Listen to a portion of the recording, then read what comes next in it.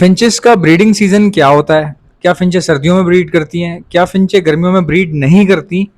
अगर नहीं करती तो क्यों नहीं करती? और इनसे कब कब ब्रीड लेनी चाहिए और कब नहीं लेनी चाहिए? और क्या इनको रेस्ट देने की ज़रूरत पड़ती है? ये तमाम बातें ब्रीडिंग के लिए आपको पता होनी चाहिए। बहुत सारी गलत फहमियाँ भी पैदा हो जाती हैं। मिसाल के तौर पे मेरा जो एक्सपीरियंस है मैं आपसे वो शेयर करूँगा। कोई और किसी और से पूछेंगे तो वो अपना एक्सपीरियंस शेयर करेगा। लेकिन इस सब के बीच में ज़रूरी नहीं है कि जो बंदा आपसे एक्सपीरियंस अपना शेयर कर रहा है, एक्सपीरियंस उसको कहा जाता है जो आपने फेस किया होता है या जो आपने महसूस किया होता है या जो आपने सीखा होता है। तो वो कई बार सीखा हुआ गलत हो सकता है। जैसे मेरा एक्सपीरियंस है, मैं आपको कुछ बातें बताऊंगा। उसमें से कुछ बातें बहुत अच्छी होंगी, कुछ हो सकता है दुरुस्त ना हो। ठीक है, मैं बहुत रियलिस्टिक तरीके का बंदा हूँ।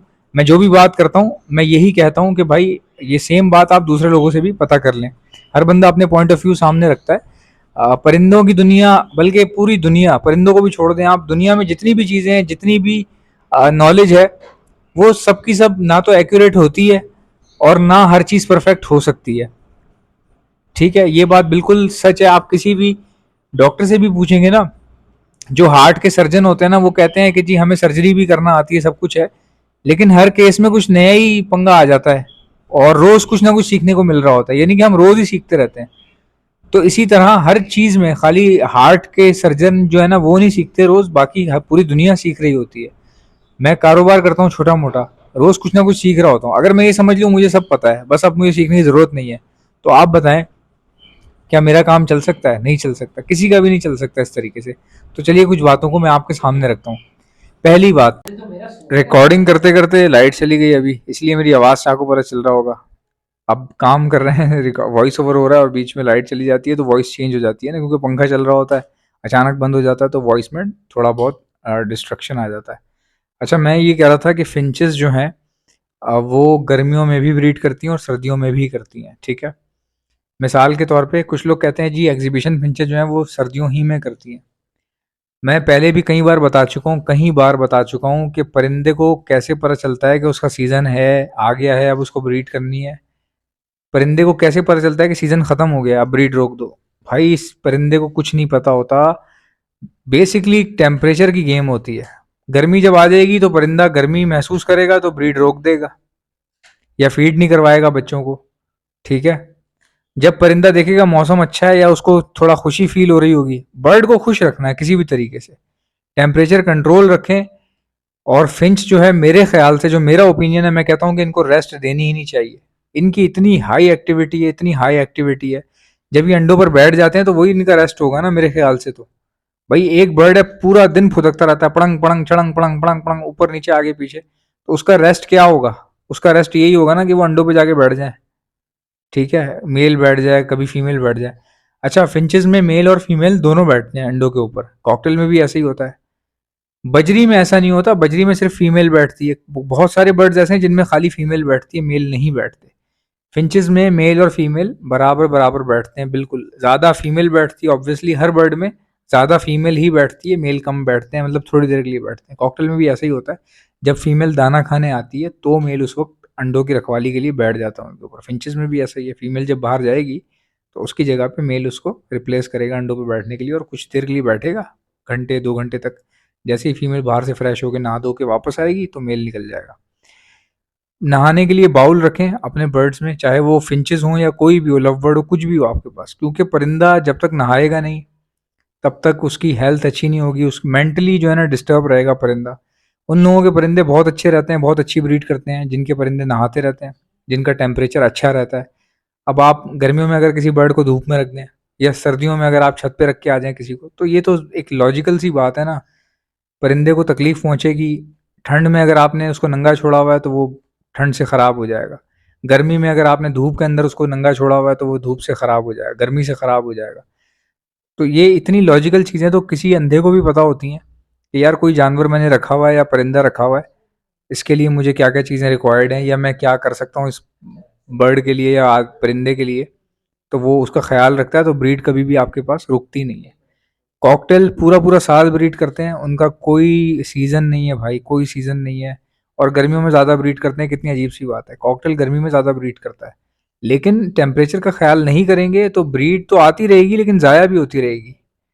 आप समझ रहे हैं मेरी बात को? ब्रीड आना कोई इतनी बड़ी रॉकेट साइंस नहीं है, परिंदा खुद करता है हर चीज़।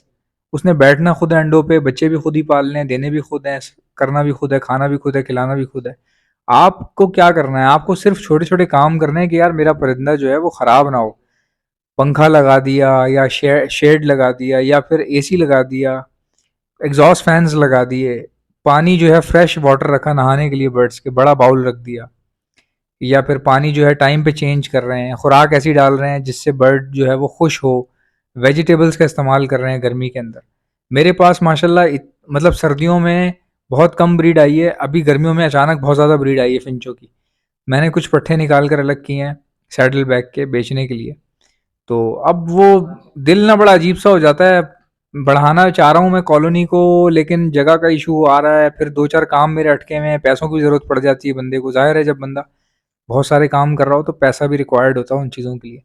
अब उसमें जो है ना तकरीबन समझें कि कुछ पीसेस तो ऐसे हैं कि बिल्कुल मतलब देने का तुक ही नहीं बनता, बेचने का तुक ही नहीं बनता, क्योंकि वो फिर इतनी आसानी से निकलते नहीं है ना इस तरह के पीसेस। सैडल बैग में क्वालिटीज़ होती हैं, ठीक है? जिस तरह वी पाइड होता है कॉकटेल का, उस तरह सैडल बैग होता है फिंचों में। तो वो उनकी मार्किंग की एक वो होती क्वालिटी होती है। किसी के पास वो जितनी ज़्यादा मार्किंग होगी उतना वो पीस सस्ता हो जाएगा, जितनी छोटी मार्किंग होगी उतना महंगा होगा वो। और जितनी एक्यूरेट मार्किंग होगी, एक्यूरेट मीन्स कि इसकी स्केलिंग अच्छी होनी चाहिए साइडों से, मतलब ऐसी मार्किंग हो कि आप स्केल रख के नाप सकें उसको, और एक जैसी हो दोनों तरफ एंगल जो है फेदर्स का, जो बैक जिसको कहते हैं सैडल बैक। ये सब चीज़ें देखी जाती हैं। तो आप लोग गर्मियों में ब्रीड लें, कोई मसला नहीं है भाई। अगर किसी ने एग्जीबिशन रखी हुई है आप भी ले सकते हो, आप भी लो ब्रीड। लेकिन अगर आपको लगता है कि आपकी हरकतें ठीक नहीं है या आपकी जगह ठीक नहीं है तो फिर आप रेस्ट दे दें, तो उसमें भी कोई बुराई नहीं है मेरे ख्याल से। लेकिन जो कॉमन फिंचे हैं, कॉमन से मुराद ये कॉमन साइज की जो फिंचे हैं, छोटी छोटी जो फिंचे होती हैं, चाहे वो सैडल बैक हो, पेंगुइन हो, स्नो वाइट हो, या ऑरेंज ब्रेस्टेड हो, या ब्लैक ब्रेस्टेड हो, जो भी हो, उनको मेरा नहीं ख्याल कि रेस्ट देना की ज़रूरत है या वो गर्मियों में परेशान होती हों। भाई वो गर्मियों में बहुत ज़्यादा ब्रीड करती हैं। दुनिया भर में जितनी चिड़ियाँ हैं वो गर्मियों में ब्रीड करती हैं, सर्दियों में वो ब्रीड नहीं करती। हमारे यहाँ मुझे अच्छे से याद है, मैं गाँव जाता हूँ तो गर्मियों में लोग चिड़िया पकड़ते हैं खाने के लिए। सॉरी, सर्दियों में लोग चिड़िया पकड़ते हैं खाने के लिए। गुजरांवाला में चिड़िया जो है वो पका के खाई जाती है, जो नॉर्मल चिड़िया होती है, स्पैरो जिसको बोलते हैं।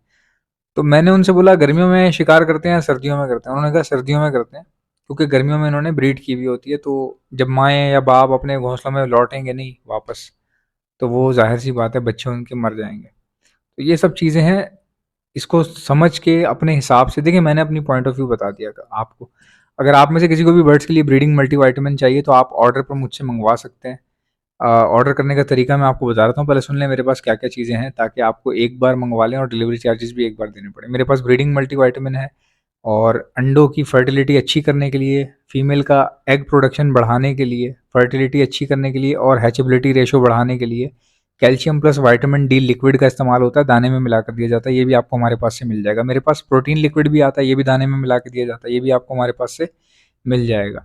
इसके अलावा अगर आपके पास चिक्स मर जाते हैं, निकल तो रहे हैं लेकिन मर जाते हैं, बचते नहीं हैं, पेरेंट्स खिला रहे हैं फिर भी वो मर रहे हैं, तो उसके लिए डॉक्सीसाइक्लिन का इस्तेमाल किया जाता है। और ये तमाम दवाइयाँ खाली फिंचों में नहीं, फिंचेस से लेके मैं कॉकटेल से लेके लवबर्ड तक में इस्तेमाल कर रहा हूँ और लोगों को दे भी रहा हूँ। उसके नताइज बहुत अच्छे हैं।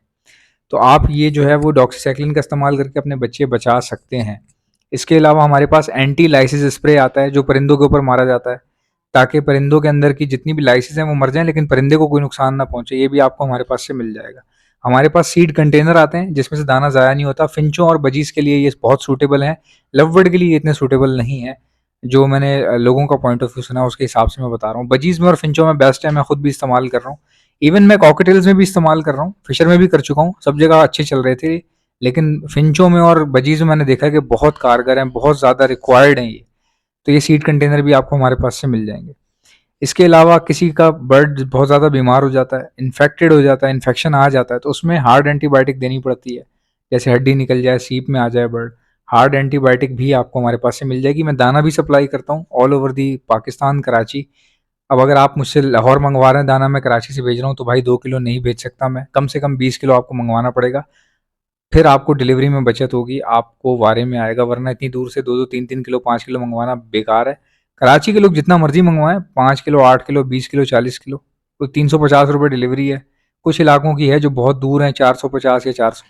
बाकी यही है 350, 400, 450, जितना मर्जी दाना मंगवाना है आप मंगवाएं, क्वालिटी बहुत अच्छी है, चेक कर लीजिएगा, आपको खुद आइडिया हो जाएगा, आप खुद जो है ऑब्जर्व कर लेंगे। इसके अलावा हमारे पास हैंड फीड है जो हम खुद बनाते हैं, ये वाहिद प्रोडक्ट है जो हम खुद बनाते हैं, hand feed plus soft food booster. ये सॉफ्ट फूड के ऊपर छिड़क कर दिया जाता है बर्ड्स को। मेरे पास चिक्स निकले हैं फिंच के, तो वो कुछ सेल्फ है कुछ नहीं है, तो वो मैंने उनको सॉफ्ट फूड बूस्टर डाला, तो वो पाउडर फॉर्म में होता है, तो वो खाना शुरू कर देते हैं। अब माशाल्लाह से वो खा रहे हैं मेरे पास, वो बर्ड जो अभी सेल्फ आए भी नहीं थे वो भी खा रहे हैं वो। तो ये बहुत हेल्प आउट करता है, और इसकी अच्छी बात ये है कि हैंड फीड में भी इस्तेमाल हो जाता है, यानी कि हैंड फीड भी बन जाती है इसकी। हमने इसको डिज़ाइन ही ऐसे किया एज ए हैंड फीड और सॉफ्ट फूड बूस्टर के तौर पे। इनमें से कोई भी चीज़ चाहिए उसका नाम लिखें, ऑर्डर करने का तरीका बता रहा हूँ, इनमें से कोई भी चीज़ चाहिए उसका नाम लिखें, और सामने मेरा व्हाट्सएप नंबर देख रहे हैं, इस व्हाट्सएप नंबर पर सेंड कर दें, 12 से 24 घंटे में आपका ऑर्डर बुक हो जाएगा। सिर्फ मैसेज छोड़ दें लिख कर, वॉइस नोट मत भेजा करें, लिख कर मैसेज छोड़ दिया करें। कॉल मत कीजिएगा, हम लोग बहुत बिजी होते हैं, कॉल देखते ही नहीं है हम लोग, सिरे से कॉल उठाते ही नहीं है। सो गाइज, वीडियो अगर अच्छी लगी तो वीडियो को लाइक कर लीजिएगा, चैनल पर नए हैं चैनल को सब्सक्राइब कर लें। इंशाल्लाह मिलते हैं नेक्स्ट वीडियो में, तब तक ख्याल रखिएगा, अल्लाह हाफिज़।